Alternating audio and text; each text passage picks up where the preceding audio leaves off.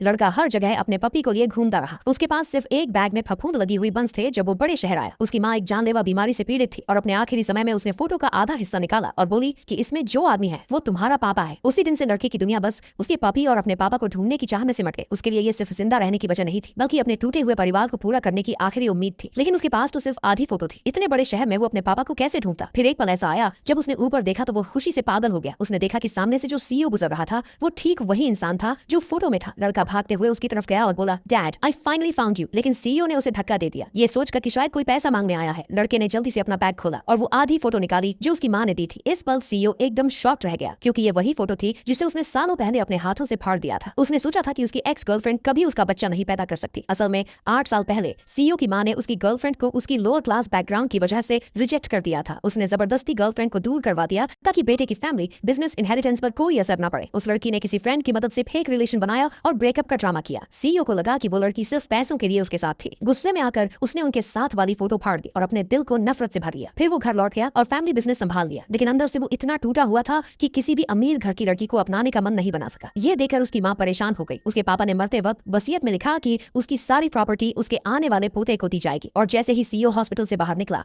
एक छोटा बच्चा उसके पैरों से निपट गया और बोला, डैड। बच्चे ने अपना दावा साबित करने के लिए वही आधी फोटो दिखाई जो उसकी माँ ने दी थी। लेकिन सीईओ ने फिर भी उसे अपना बेटा मानने से मना कर दिया। उसे लगा कि ये बच्चा उस औरत ने किसी और मर्द से पैदा किया है और अब उसे धोखा देने भेजा है ताकि उसकी प्रॉपर्टी हथिया सके। सीईओ को पूरा यकीन था कि उसकी एक्स गर्लफ्रेंड एक बुरी औरत थी और वो उसका बच्चा नहीं हो सकता। लेकिन अपनी जिम्मेदारी समझते हुए उसने बच्चे को कहीं और भेजने की तैयारी की और पूछा कि वो आया कहाँ से है। जब लड़के ने बताया कि वो यूनहाई गांव से आया है तो असिस्टेंट चौंक गया, क्योंकि वो गांव सैकड़ों मील दूर था। उन्होंने बच्चे से पूछा कि उसने इतना लंबा सफर कैसे तय किया। जब उन्होंने उसके हाथ में सड़े हुए बंस देखे तो सब कुछ समझ में आ गया कि उसने कितनी मुश्किलों से ये सफर किया है। सीईओ को अपनी एक्स से आज भी नफरत थी, लेकिन जब उसने बच्चे की हालत देखी तो उसका दिल थोड़ा नरम पड़ गया। उसने असिस्टेंट से कहा कि बच्चे को साफ सुथरा कराओ और फिर वापस भेज दो। असिस्टेंट बच्चे को कंपनी ले गया और उसे कुछ अच्छे स्नैक्स दिए। शुरू में बच्चा थोड़ा डरा हुआ था, लेकिन जब उसने असिस्टेंट की सच्ची आंखें देखी तो आखिरकार एक बाइट ले ही लिया। पर उसे क्या पता था कि असिस्टेंट उसी आधे खाए स्नैक से डीएनए टेस्ट कराने वाला है। अचानक पपी बाहर भाग गया। बच्चा उसे पकड़ने दौड़ा और जब उठाया तो खुद को ऑफिस के अंदर पाया। बच्चे की हालत देखकर वहाँ के लोग उसे बाहर निकालने लगे, पर उन्हें ये नहीं पता था कि वो सब बहुत बड़ी गलती कर रहे हैं। उधर असिस्टेंट को लैब से रिपोर्ट मिल गई जिसमें साफ साफ लिखा था कि लड़का सच में न्यू फैमिली का ब्लड है। वो सीधा हॉस्पिटल भागा और सीईओ को खुशखबरी दी कि बच्चा उसका ही बेटा है। ये सुनकर सीईओ की माँ बहुत खुश हो गई। उस तुरंत कोमा में पड़े अपने पति से ये बात शेयर की कि उनका पोता मिल गया है। और जैसे ही उसने ये कहा, चेयरमैन की धड़कनें लौट आई। डॉक्टर्स ने चेक किया तो बोले कि ये तो किसी मिरेकल से कम नहीं है। सच में वो लड़का लू फैमिली का लकी स्टार निकला। सीईओ की माँ ने तुरंत कहा कि बच्चे को घर लाओ। लेकिन जब वो लोग वापस कंपनी पहुंचे तो देखा बच्चा जमीन पर बेहोश पड़ा था। वहाँ एक बुरी औरत चुपचाप खड़ी थी जो ये देखकर शॉक में थी। सीईओ गुस्से से चिल्लाया कि ये सब किसने किया।